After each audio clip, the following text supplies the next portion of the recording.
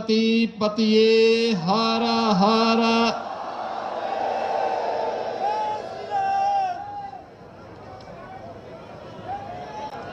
जौहर स्मृति संस्थान के तत्वाधान में आयोजित आज के इस स्मृति दिवस कार्यक्रम में जिनका संरक्षण और मार्गदर्शन अभी प्राप्त हुआ है, महाराणा साहिब विश्वराज सिंह जी मेवाड़, केंद्रीय मंत्री और जो लगातार कई वर्षों से मुझे यहां पर इस आयोजन में भागीदार बनने के लिए कह रहे थे, लेकिन संजोग नहीं बन पा रहा था, ऐसे जोधपुर के लोकप्रिय सांसद और केंद्रीय मंत्री माननीय श्री गजेंद्र सिंह शेखावत जी, राजस्थान सरकार के मंत्री कर्नल राज्यवर्धन सिंह राठौर जी, राजस्थान सरकार के ही मंत्री श्री गौतम दत्त जी,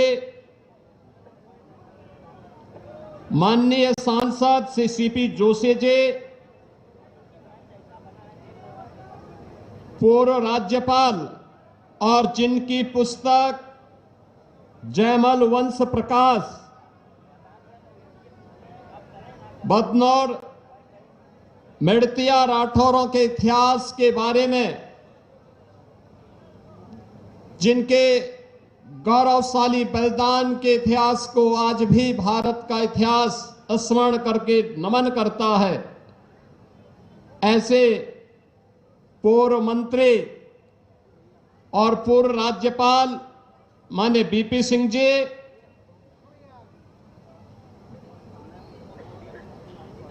चित्तौड़गढ़ के लोकप्रिय विधायक श्री चंद्रभान सिंह आक्या जी,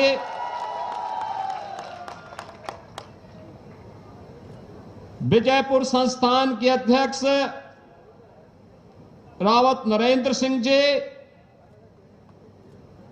यहां पर उपस्थित योगी बाबा निरंजन नाथ जी,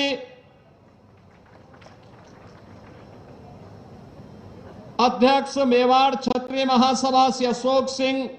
मेहता वाला जी, महामंत्री जौहर स्मृति संस्थान श्री तेजपाल सिंह सक्तावत जी, पूर्व मंत्री और लोकप्रिय विधायक श्री चंद कृपलानी जी, माननीय विधायक नीमच श्री दिलीप सिंह परिहार जी, माननीय विधायक सिताना मारवाड़ श्री हमीर सिंह जी, माननीय विधायक मसूदा श्री वीरेंद्र सिंह जी, माननीय विधायक अर्जुन जी, सम्मानित मंच, पूज्य संतजन, आज के इस समारोह में उपस्थित हमारे सभी माताएं, बहनें, नौजवान साथियों और स्मृति संस्थान के श्रद्धांजलि समारोह में उपस्थित राजस्थान और आसपास के सभी क्षेत्रों से उपस्थित बहनों और भाइयों, आज मुझे यहां पर प्रातःकालीन सत्र में इस वीर भूमि को नमन करने, महारानी पद्मावती के जौहर स्थल को नमन करने और माता कालिका के मंदिर में दर्शन करने का सौभाग्य प्राप्त हुआ है। बहनों और भाइयों, मैंने जब यहां की इस धरा को नमन किया और इस समारोह के बारे में, यहां के कार्यक्रमों के बारे में मुझे जब जानकारी दी जा रही थी और यहां पर जो मुझसे पूर्व जिन वक्ताओं ने अपने बातों को यहां पे रखा भी, ये लगता था कि ये भारतीय नारी के शौर्य को, उनके अस्मिता को, उनके स्वाभिमान को सम्मान देने का एक कार्यक्रम महारानी पद्मिनी ने हमें विरासत में सौंपी है और उसको नमन करके हम नारी गौरव को एक नई ऊंचाई प्रदान करने के लिए, अपने दायित्वों का निर्वहन करने के लिए यहां पर आए हैं। मेरा मानना है कि भारत की अमर गाथा है, जो नारी अस्मिता, नारी सम्मान और नारी स्वावलंबन का एक नई प्रेरणा हम सबको प्रदान कर रहा है। मैं आभारी हूं, अभी यहां पर महाराणा साहब ने जो बात यहां पर कही है, और मैं सही बता रहा हूं,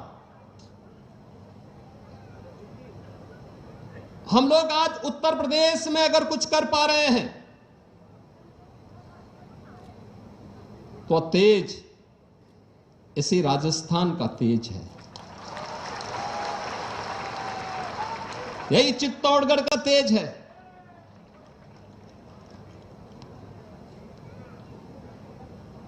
आज उत्तर प्रदेश में जो परिवर्तन दिखता है वह प्रधानमंत्री मोदी जी के मार्गदर्शन में, उसके पीछे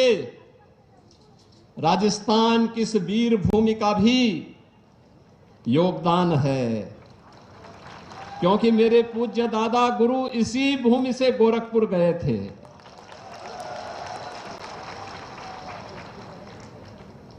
यही वीर भूमि है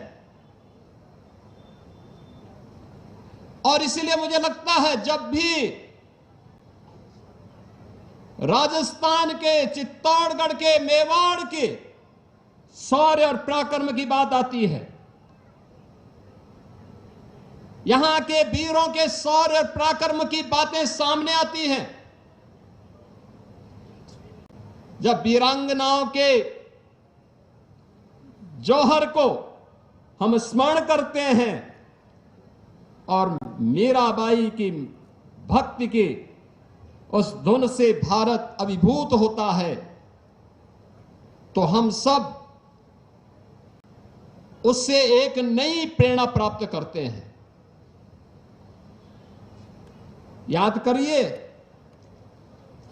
इस वीर भूमि ने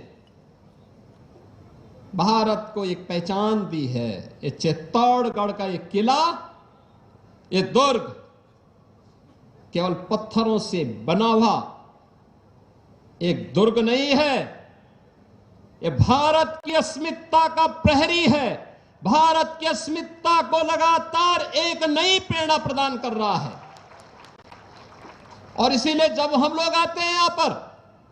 हम लोगों को लगता है कि ये प्रहरी भारत की अस्मिता को लगातार एक नई दिशा दे रहा है। और कौन ऐसा भारतीय होगा, कौन ऐसा सच्चा भारतीय होगा जिसके मन में श्रद्धा का ये भाव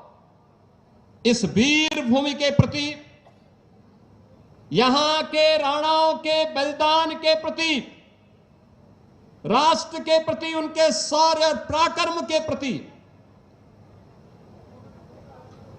उनके मन में ना आता हो। हर भारतीय के मन में जब भी भारत संकट में होता है,